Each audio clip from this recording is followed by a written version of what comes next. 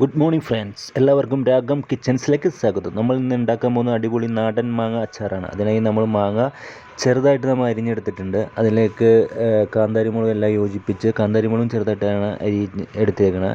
അതിൽ നമുക്കൊരു 3 ടീസ്പൂൺ ഉപ്പ് ഇട്ട് കൊടുത്തിട്ട് നന്നായിട്ട് നമുക്ക് കൈവച്ച് തന്നെ മിക്സ് ചെയ്തെടുക്കണം. ഇതൊരു പ്രത്യേക ടേസ്റ്റാണ്. ഈ പറയുന്ന രീതിയിൽ തന്നെ ഉണ്ടാക്കണം. നമ്മളൊരു പാൻ അടുപ്പത്ത് വെക്കുക.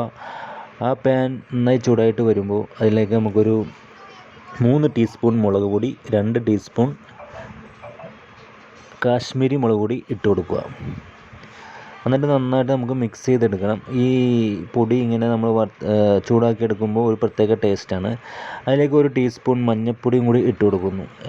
എന്നിട്ട് നന്നായിട്ട് മിക്സ് ചെയ്യുന്നു. ആ മിക്സ് ചെയ്തതിന് ശേഷം അതിലേക്ക് നമുക്ക് കായത്തിൻ്റെ പൊടി, ആവശ്യത്തിന് ഒരു കായത്തിൻ്റെ പൊടി, ഒരു 3 ടീസ്പൂൺ കായത്തിൻ്റെ പൊടിയും കൂടി നമ്മൾ ഇട്ട് കൊടുത്തിട്ട് നമ്മൾ അരിഞ്ഞു വെച്ചിരിക്കുന്ന മാങ്ങയിലേക്ക് ഇട്ട് നന്നായിട്ട് യോജിപ്പിക്കുന്നു. എല്ലാ മാങ്ങയിലും നമ്മൾ നന്നായിട്ട് യോജിപ്പിച്ച് നമ്മൾ എടുക്കണം. കണ്ട, ഇതുപോലെ നന്നായി യോജിപ്പിച്ച് എടുത്തു കഴിഞ്ഞു. അതിനുശേഷം നമ്മൾ വെച്ചിരിക്കുന്ന പാൻ ഒന്നും കൂടി ചൂടായതിന് ശേഷം നമ്മൾ ആവശ്യത്തിന് വിനാഗിരി ഒഴിച്ചു കൊടുക്കുക. വിനാഗിരി നന്നായിട്ട് ചൂടായിട്ട് വന്നിട്ട് നമ്മൾ ആ വിനാഗിരി ചൂടായതിന് ശേഷം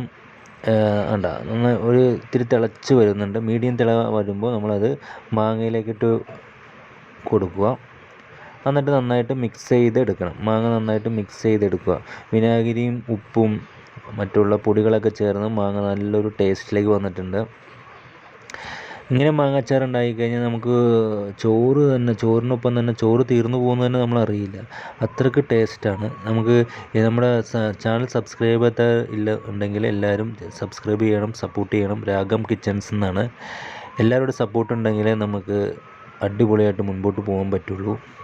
അതിനുശേഷം നമ്മൾ ആ പാൻ തന്നെ അടുപ്പത്ത് വെച്ചിട്ട് നമുക്ക് ആവശ്യത്തിന് വെളിച്ചെണ്ണയോ നല്ലെണ്ണയും ഇട്ട് കൊടുക്കുക. നല്ലെണ്ണയാണെങ്കിൽ ഇത്തിരി കൂടി ടേസ്റ്റ്, നല്ല അച്ചാറിന് നല്ലൊരു ടേസ്റ്റ്, പ്രത്യേക ടേസ്റ്റ് കിട്ടും.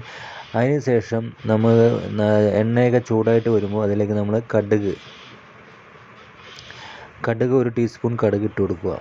അപ്പോൾ എണ്ണയൊക്കെ ചൂടായിട്ട് വന്നതിന് ശേഷം നമ്മൾ കടുക് ഇട്ടാവുള്ളൂ. എന്നാലേ ആ കടുക് പൊട്ടി നല്ലൊരു ടേസ്റ്റ് നമുക്ക് കിട്ടുള്ളൂ. അത് നമ്മൾ പ്രത്യേകം ശ്രദ്ധിക്കണം.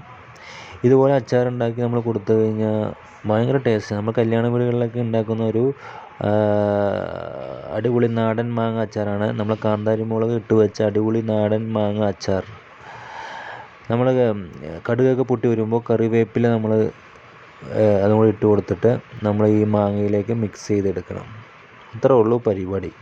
അടിപൊളി ടേസ്റ്റിൽ അടിപൊളി മാങ്ങ അച്ചാർ റെഡി ആയിട്ടുണ്ട്. കണ്ടോ, അടിപൊളി ടേസ്റ്റാണ്. ട്രൈ ചെയ്യണം. Thank you so much.